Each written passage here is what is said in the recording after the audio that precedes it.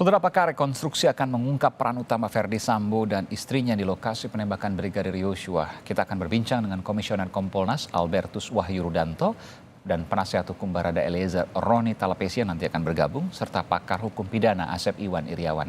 Selamat malam Bapak-Bapak, sehat selalu. Selamat malam Mas Aiman, Iya. selamat malam semuanya. Baik, saya ke Bung Wahyu dulu. Bung Wahyu, besok akan direncanakan rekonstruksi pertama ya. Ini sejak luar biasa dari 8 Juli kejadian ini besok 30 Agustus ya. Besok ya 30 Agustus 2022, hampir 2 bulan. Apa yang diharapkan dari rekonstruksi yang akan dilakukan besok? Jadi terima kasih Mas Aiman. Besok Kompolnas sesuai dengan undangan dari Barreskrim akan hadir. Komnas HAM juga diundang. Ya. Kami tadi siang sudah rapat dan memutuskan untuk nanti yang akan hadir dari kami 2 komisioner, Pak Puji Hartanto dan Pak Yusuf. Oke. Mengapa pilih 2 orang itu karena beliau berdua itu yang kemarin hampir 13 jam lebih mengikuti sidang kode etik. Ya, jadi biar cocok apa yang kemarin didengar di sidang kode etik dan apa nanti yang dilihat di dalam rekonstruksi. Lalu apa yang dilakukan Kompolnas? Tentu sesuai dengan tupoksi kami akan mengawasi semua proses, semua yang di lapangan karena kewenangan untuk urusan kan penyidik. Jadi yang punya kerja kan ini penyidik. Jadi Bung Wahyu, besok akan menjadi pengawas dalam rekonstruksi, meskipun ya rekonstruksi ini pasti diperlukan. Ya. Juga ada kemungkinan atas permintaan jaksa juga, karena tadi Jampidum Fadil Zumhana mengatakan bahwa ia belum mendapatkan informasi terkait dengan anatomi kasusnya. Dan anatomi kasus itu hanya bisa dilakukan lewat rekonstruksi, hanya bisa diperjelas lewat rekonstruksi. Betul demikian? Ya, mungkin kalau soal teknis nanti Pak Asep lebih detail ya. Tapi Komnas kan melihat begini, sesuai dengan apa yang menjadi harapan Bapak Presiden dan juga Kapolri Janji, ini memang pengen akselerasi. Sehingga sidang kode etik pun baru pertama kali ini sidang kode etik sampai 1 hari dan langsung putus. Kemudian karena ini rekonstruksi ini kan untuk mencari persesuaian menguji persesuaian antara keterangan saksi dan terdakwa, tentu harapannya yang selama ini menjadi problem P19 itu nanti setidaknya bisa terbuka di sini. Informasi yang saya peroleh memang jaksa juga akan hadir. Bagi Kompolnas, kita sengaja hadir dan mensupport ini agar segera cepat selesai karena publik sudah lelah.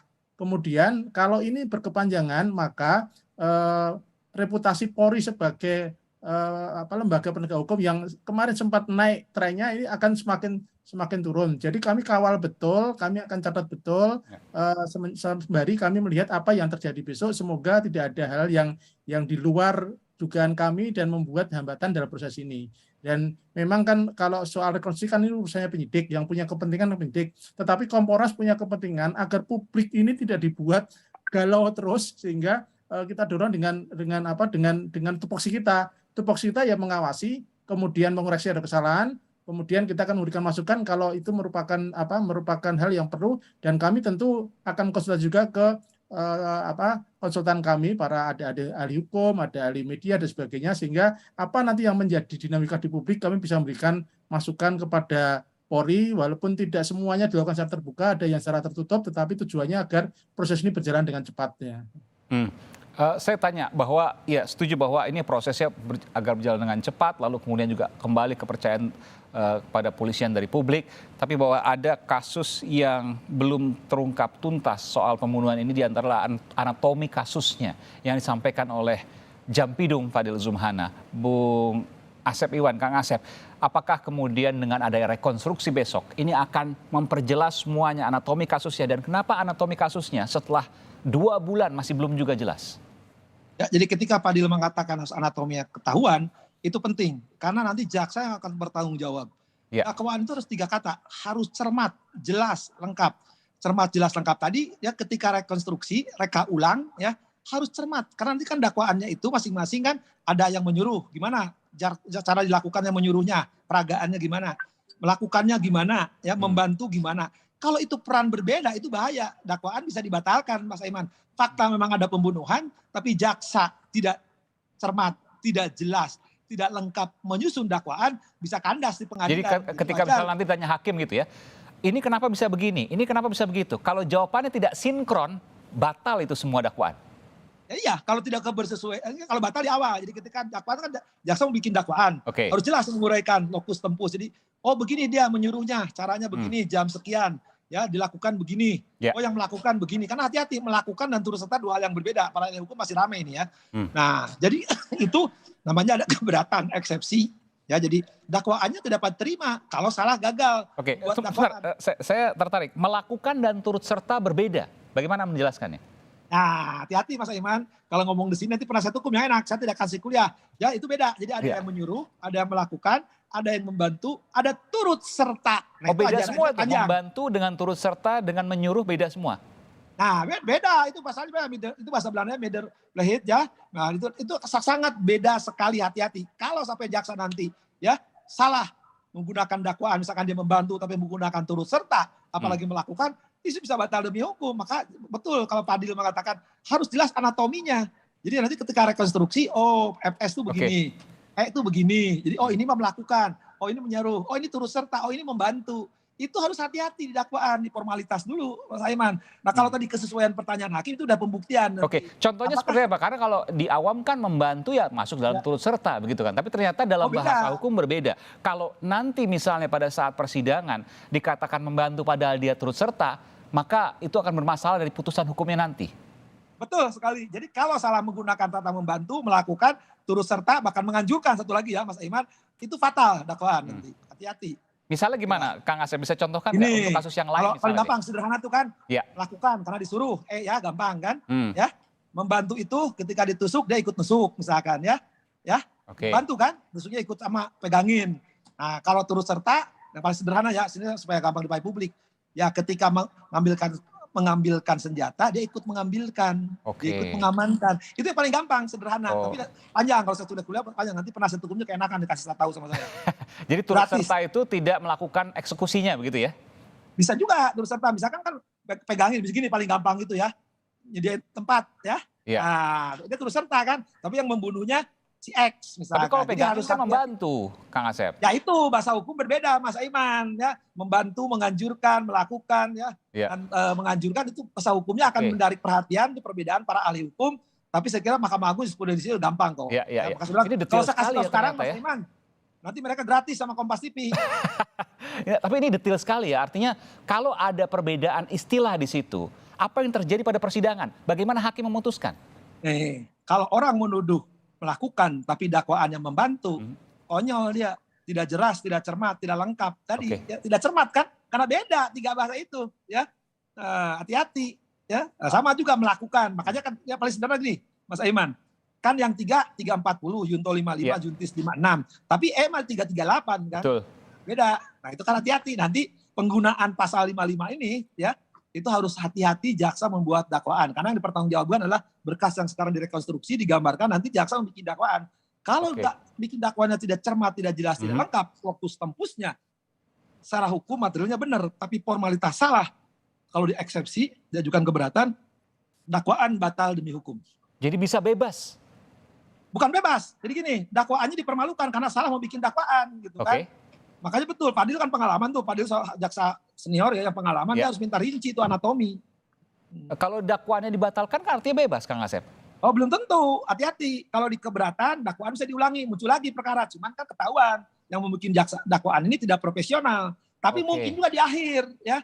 Nah terbukti tapi bukan pidana, lepas. Itu hati-hati istilah hukum itu.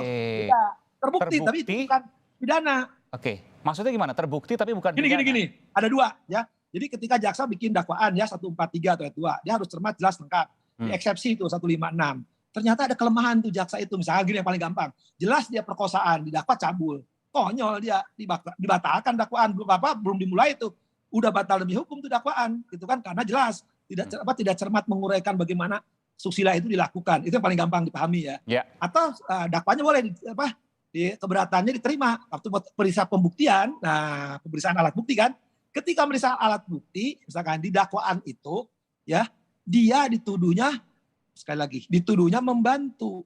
Padahal dia melakukan atau menganjurkan atau turut serta. Itu fatal nanti sama hakim dikuliti. Dikuliti dan bisa dakwaannya batal demi hukum yang ujungnya bebas. Ujungnya bebas kita bicara. Bisa bebas. Kalau bebas tuh gini, salah satu unsur tidak terbukti gini, kan ini dakwaannya kan barang siapa dengan sengaja. Sengaja itu willing and wanton, dia mengetahui, menghendaki. Kalau pelakunya salah satu misalnya tidak menghendaki, hanya mengetahui, bebas. Kalau satu unsur tidak terbukti, maka bebas. Karena 340 itu unsurnya barang siapa tuh orang, gampang. Sengaja itu dia harus mengetahui, menghendaki. Nah, tinggal siapa? Kalau FS jelas dia mengetahui, menghendaki masuk. Ya, menghilangkan nyawa jelas hasil forensik, nyawa hilang dengan cara nanti kita rekonstruksi bagaimana caranya, udah bersimbah darah, kemudian dilakukan penembakan, siapa yang duluan itu gampang. Cuma nanti peran-peran tadi yang membantu dan melakukan itu harus hati-hati. Kalau enggak hati-hati, itu yang sering lolos di pengadilan. Jadi bukan berarti pengadilan jelas sudah membunuh, hati-hati. Karena orang itu ada perannya beda-beda, ya, yang itu harus tekstual. Hukum acara itu tekstual, limitatif, non interpretatif, memaksa. Itulah aturan main perlindungan asasi manusia, perlindungan terduga tak bersalah. Itu teknis ya gini, Bang. Baik, kalau kita bicara rekonstruksi, bukankah seharusnya rekonstruksi itu dilakukan di tahap-tahap awal, bukan setelah mau P21? Tidak, rekonstruksi tidak harus itu. Bahkan tidak harusnya di pengadilan juga nanti kan diperagakan. Kalau hakim minta, ayo peragakan, bisa juga tuh reka ulang itu. Tapi kalau sekarang polisi sebelum menyerahkan, misalkan jaksa memberi catatan cepat lengkapi rekonstruksi bisa, reka ulang itu kan bisa setiap saat, tidak harus di depan, ya. Meskipun kan sudah diserahkan berkasnya ke kejaksaan, baru rekonstruksi mungkin itu terjadi?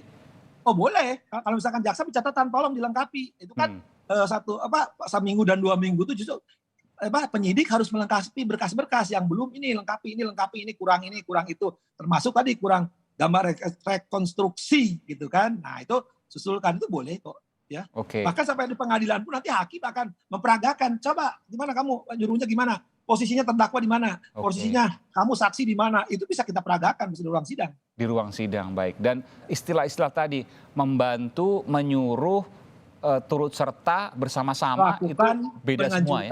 Ada 5 itu istilah setidaknya.